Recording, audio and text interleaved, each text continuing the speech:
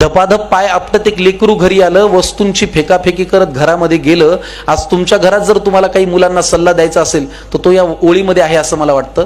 तुम्ही नीट ऐका. आई आणि मुलाचा हा संवाद आहे की धपाधप पाय आपटत एक लेकरू घरी आलं, वस्तूंची फेकाफेकी करत घरामध्ये गेलं. तिने सांजेची वेळ, रात्र झाली नव्हती. आई अशीच देवासमोर दिवा लावित होती. जगासमोर जे चालत नव्हतं ते घरामध्ये मध्ये मात्र चाललं. बाहेर जे बोलता येत नव्हतं ते लेकरू आई समोर बोललं. म्हणाला, खोटारडी आहेस तू आई, खोट्या मार्गावर चाललीस, आजपर्यंत माझ्याशी तू खोटच बोललीस. आशीर्वाद देताना काय म्हणतेस की माझं काहीच अडणार नाही आणि माझ्या बाबतीत कधीच काही वाईट मुळी घडणार नाही. आईपासून काय लपतंय तिच्या लक्षात आलं. तिने बाळाला घोटभर पाणी प्यायला दिलं. हुंदक्यांमधून वाट काढत पाणी पोटात गेलं. आई म्हणाली, आता सांग तुला काय झालं.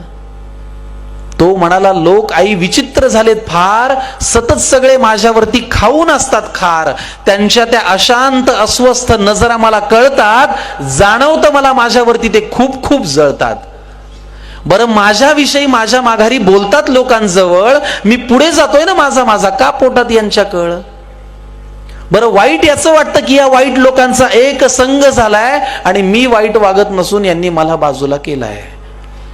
आई म्हणाली, बाळा तुला माझा प्रश्नच नाही कळला.